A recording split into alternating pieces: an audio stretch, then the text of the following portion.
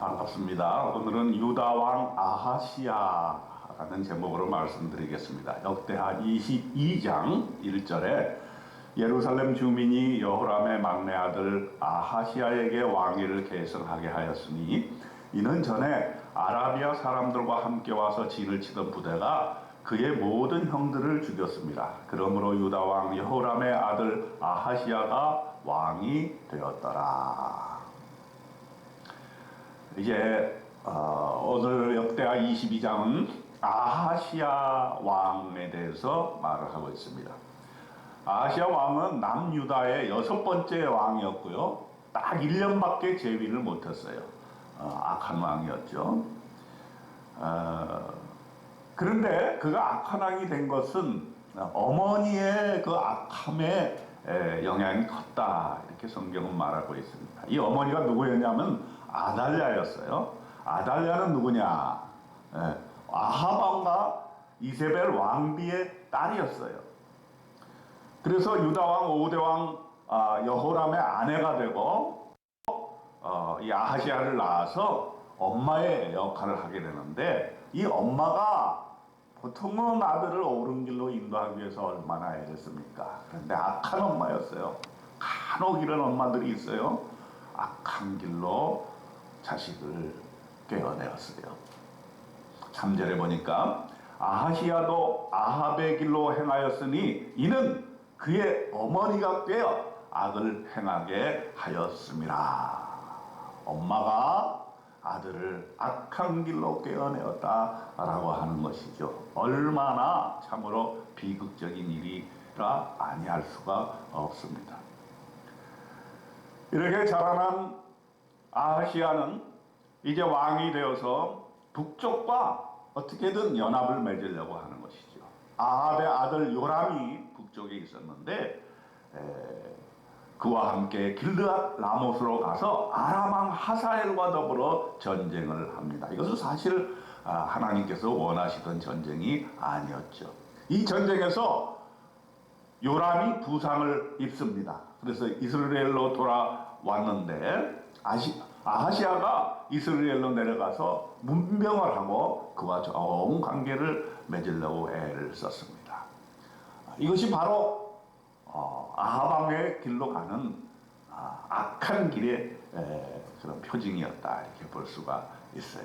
이것 때문에 이 아하시야는 해를 입게 됩니다. 7절에 보니까 이는 하나님께로 말미암은 것이라 라고 하면서 이런 모든 과정 속에 하나님의 묵인하심, 또 그의 악한 행위에 대한 징벌로서 그대로 내버려두는 측면이 있었습니다.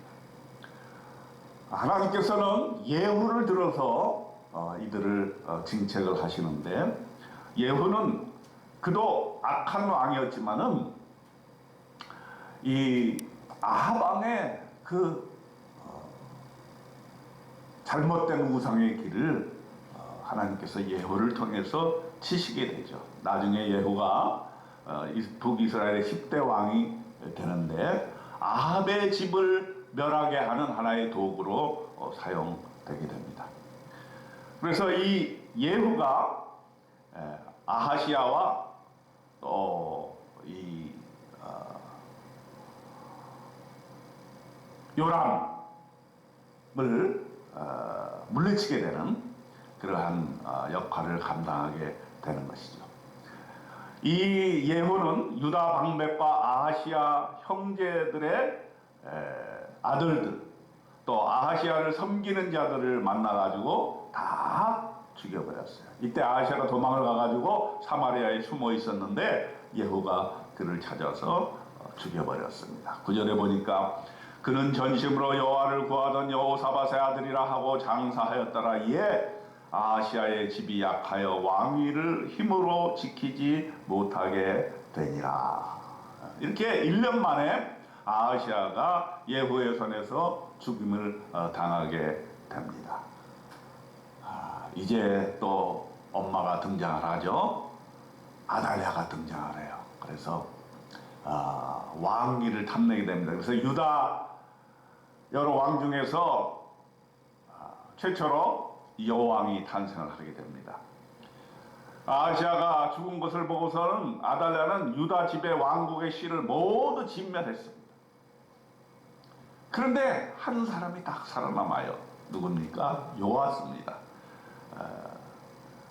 이 11절에 보니까 왕의 딸 여호사브앗이 아하시아의 아들 요아스를 왕자들이 죽임을 당하는 중에서 몰래 빼내어 그와 그의 유모를 침실에 숨겨 아달랴를 피하게 하였으므로 아달랴가 그를 죽이지 못하였더라.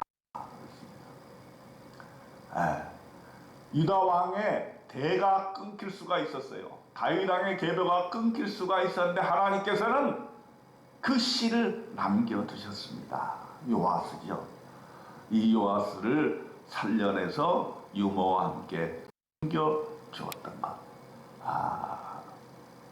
여호사브앗, 여호람의 왕의 딸이요 아하시아의 누이요 제사장 여호야다의 아내였습니다.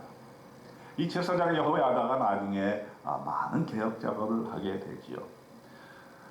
그 여호야다의 아내였던 이 여호사브앗을 통해서 요아스는 6년 동안 하나님의 전에 숨어서 생명을 유지하고 있었고, 이 6년 동안에 여왕 아달랴가 나라를 다스렸던 것입니다.